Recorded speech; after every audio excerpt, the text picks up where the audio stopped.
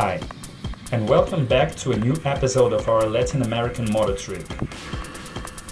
We ended our last video enjoying the grandeur of Iguazu Falls, and now it's time to move on and explore the most southern parts of Brazil, represented in 4 states that we need to pass through to reach Uruguay and to complete the circle.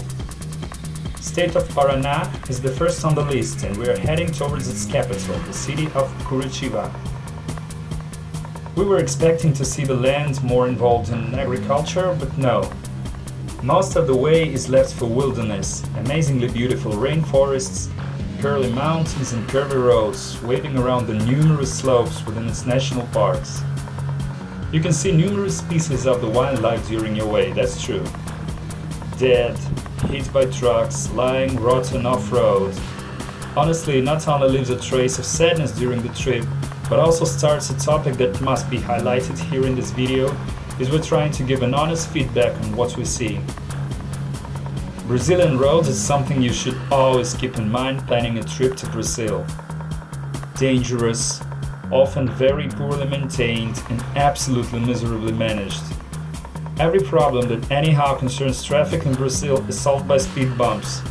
Say goodbye to your suspension if you're planning to overcome at least 1,000 kilometers. Most highways are crossing the towns and the speed bumps number in dozens there instead of any other possible means of traffic regulations.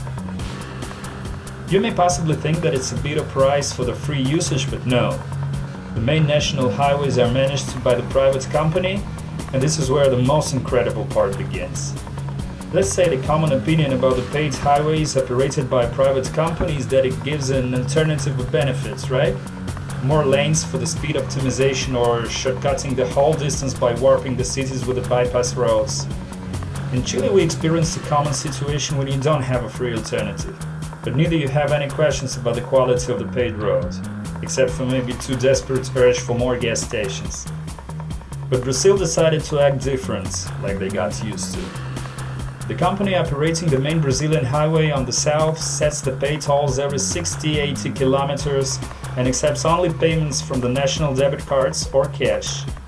An ATM? Come on, I wouldn't even say a word if I could withdraw cash anywhere closer than 50 kilometers from the toll. And you cannot use your Uruguayan card, despite the fact that the national highway leads you directly to Uruguay. The only option is negotiation with the nicest lady in the cabin. She was so stressed with our uncommon problem that had to ask us to pay at the next toll.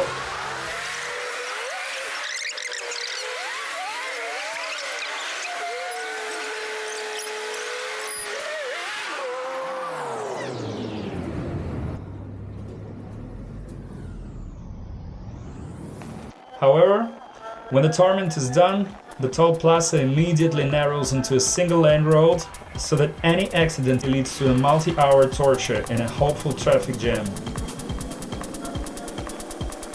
Here, choosing a moto might be the key.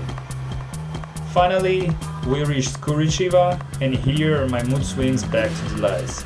And that's why our journey throughout the south of Brazil revealed an absolutely different country that many people got used to know. Safe, clean, fashionable. I won't exaggerate if I say that I haven't seen such comfortable urban spaces yet so far in Latin America. Curitiba is a miracle in a country with overwhelming crime rates and world-famous favelas. It is literally designed to live an enjoyable life. Perfectly maintained, secure and flourishing, this city left me speechless.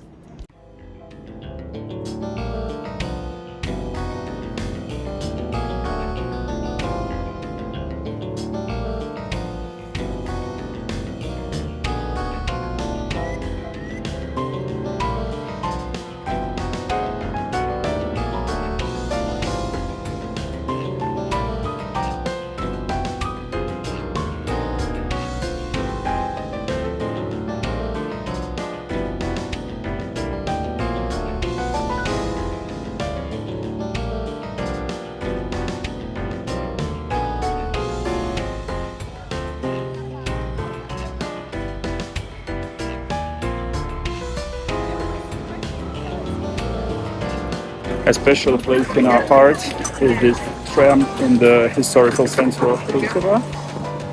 This is a library You can see the bookshelves, and it looks just gorgeous.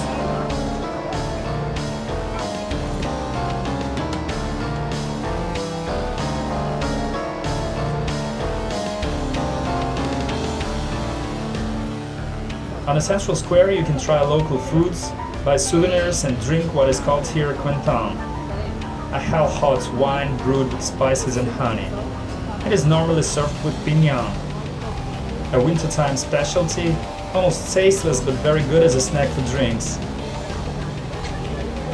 This is a short review on Curitiba, one of the cutest cities in the region. And now it's time to move on. The next big city on our way back to Uruguay was Porto Alegre, which was a nice place for a short stay but didn't impress that much. Write in comments if you know how city budgeting works in Brazil, why some cities look like complete crap while others reveal the sustainable welfare and great urban solutions. The next video is gonna be the Lost in This Adventure set, where we will try to summarize the experience and highlight what we find essential for you. Meanwhile, if you like this video, please don't forget to subscribe. See you soon.